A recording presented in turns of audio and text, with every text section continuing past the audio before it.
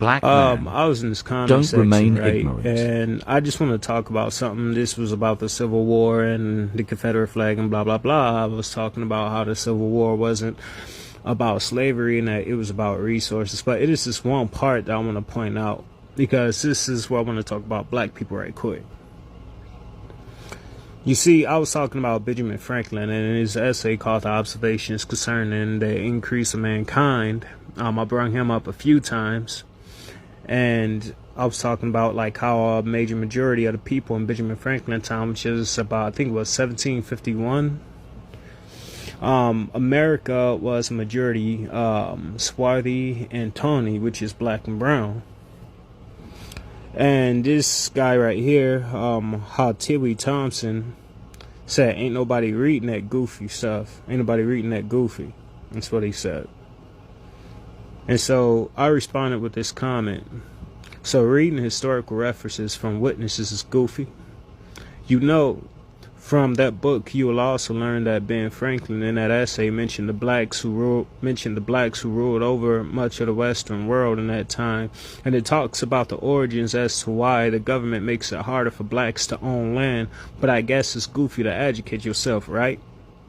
That's one of the biggest problems with our community, is that many of us hate to read and wonder why we have no real substantial cultural identity. Because you imagine Ben to be white, when in fact in this essay he mentions that he was a mixed race, but you didn't know that. But I guess it is better to believe in an agenda-driven history told to you by an indoctrination center that continually tells you that throughout American history that you were always weak and inferior. They got you out here calling yourself a minority when in fact, according to the Black Laws Dictionary, minority is defined as being unable to manage your own affairs, like a child. But you don't realize that every day you are being insulted, mainly by the Democrats. Too many of us believe in while they insult you right in front of your face and you don't even know it because you don't read. Bro, pick up a book and stop enjoying ignorance, because the blissfulness of ignorance only lasts for a time, but the ending result is destruction. And that is what we see throughout our community, you know what I mean? Too many of us hate to read, too many of us hate to pick up a book, too many of us hate to read historical references from back in that day and like witnesses and stuff who actually existed during that time who attest to the things that was going on in that day. And when you talk to our people about a lot of these things, they always deny you, and they always try to deny its source because it's white, while a liberal white man is telling him every single day that he's weak, that he's inferior, that he ain't even got no power that the white man can't give him. This is the reason why I talk about the things I talk about, because our people have grown up a lot. Don't get me wrong, people have grown up a lot now. In the past, I say 20 years, we've learned a lot in the past 20 years, 20 to 40 years, but we still have more waking up to do. And for as long as we got more waking up to do, there will be me, there will be people like me, and there will be people who will pick up after me who will continue to wake our people up. Because the waking up will never stop. The waking up will never stop until a great majority of us is awoken, and after a great majority of us is woken to who we are and who our culture is and all this stuff, then we could go back to being who we are. And when we get back into our rightful place, we will try to maintain that to the best of our ability. Because there's so many powers out here that is betting on us to be ignorant. Why? Because when we are in a state of destruction, it is easy to control us. It is easy to tell us things that's not true. It is easy to call us black. It is easy to call us minority, when in fact, a minority is an insult and black isn't even a real identity. It's just a corporate designation. You know what I mean? These colors for races is just corporate designations, and they was only put there to hide your identity, black man. When you are black, you could be any race in Africa. When you are black, you can be an Egyptian. When you are black, you could be Native American. When you are black, you could be an islander. There are many black races, and during the time of Benjamin Franklin, even just 100 years ago, the Middle East was populated by black-skinned people. If you don't believe me, look up footage of the Middle East on YouTube in color from 1900. You're going to see a lot of black people roaming around. Mexico was populated by black people. Mexicans was classified as a Negro back then during the slave trade, and they were slaves side by side with the Igbo. The Igbo were the black people who was brought here from Africa. But what a lot of people don't know about the transatlantic slave trade is that not all the slaves came from Africa. Most of the slaves were black nobles, and black kings and stuff.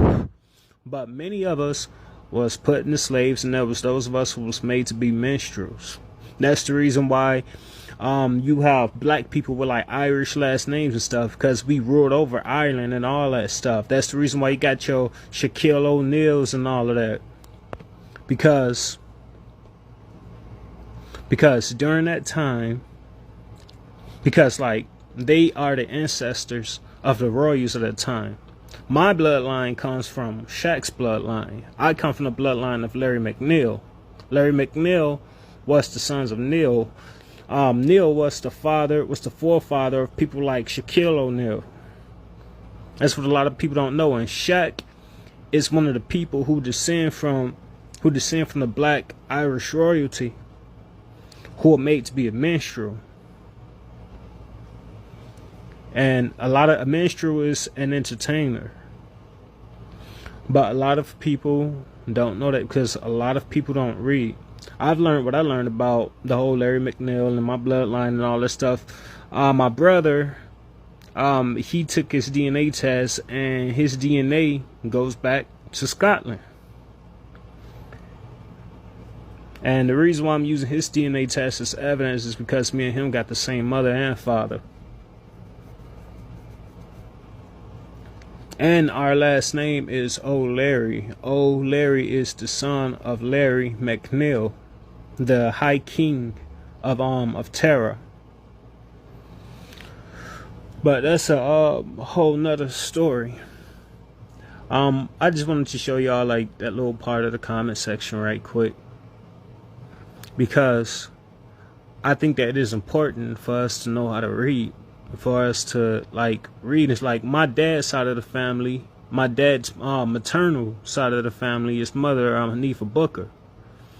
She come from the Booker family. The Booker family was, back when they was in slavery, they were great educators, and they taught a lot of black people how to read. So on my dad's maternal side, they come from a bloodline of teachers and inventors.